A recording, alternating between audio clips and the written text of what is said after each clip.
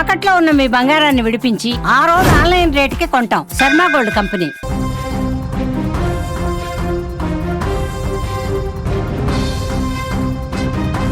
MBBS చివరి సంవత్సరం.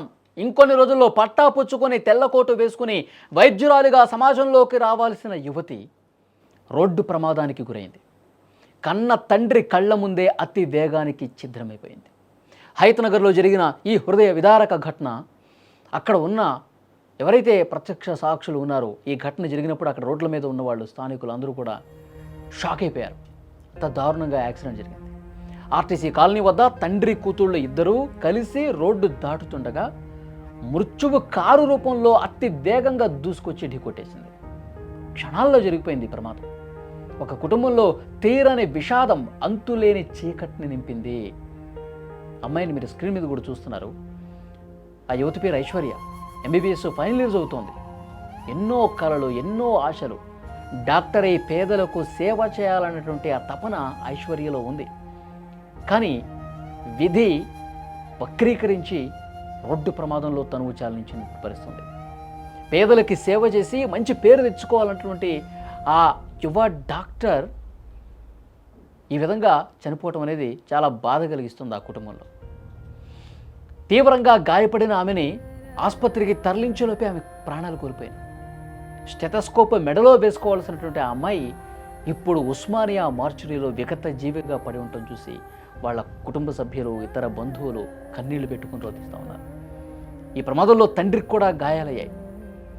రక్తం ఓడుతున్నా సరే తన నొప్పిని పక్కన పెట్టి బిడ్డ ఏమైందో అని చెప్పి రోడ్డు మీద పడిపోయినటువంటి ఆ తండ్రి ఆ సమయంలో పడ్డ బాధ, ఆవేదన వర్ణనాతీతం. అది చూసిన వాళ్ళు కన్నీళ్లు పెట్టుకున్నారు.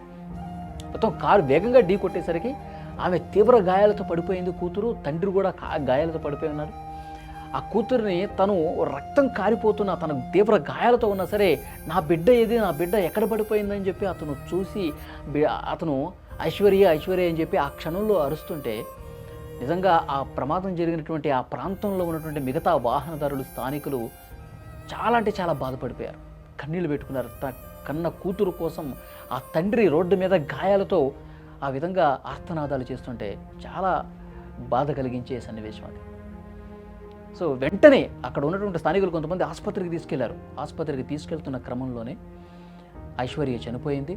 తండ్రి ఇంకా తీవ్ర గాయాలతో, ఆయన కూడా పరిస్థితి విషమంగా ఉంది, ఆసుపత్రిలో చికిత్స పొందుతూ ఉన్నాడు. రేపు స్పృహలోకి ఒకవేళ వస్తే తన కళ్ళ ముందే తన కూతురు శాశ్వతంగా దూరమైందని తెలిస్తే ఆ తండ్రి గుండె తట్టుకోగలదా? ఆ తండ్రి ఎంత బాధపడతాడు చూడండి. ఒక డాక్టర్ని కోల్పోవటం అంటే ఒక మనిషిని కోల్పోవటం మాత్రమే కాదు, భవిష్యత్తులో ఆమె చేతుల మీదుగా ప్రాణాలు దక్కించుకోవాల్సినటువంటి ఎందరో రోగులు ఆశలు ఆవిరైపోవటమే కదా. ఆమె పాపం ఎన్నో కలలు కనుంటుంది తన జీవితం గురించి. నేను డాక్టర్ అయిపోయిన తర్వాత అలా చేస్తాను, పేదలకు ఇలా చేస్తాను, ఎంతో గొప్ప సేవ చేస్తానని చెప్పి తన కుటుంబంతో ఎన్నో సందర్భాల్లో చెప్పుంటుంది కదా. కానీ ఒక్క క్షణం జీవితం తల్లకిందులైపోయింది. ఒక్క క్షణం చాలు మొత్తం జీవితం మొత్తం కూడా చీకటవటానికి.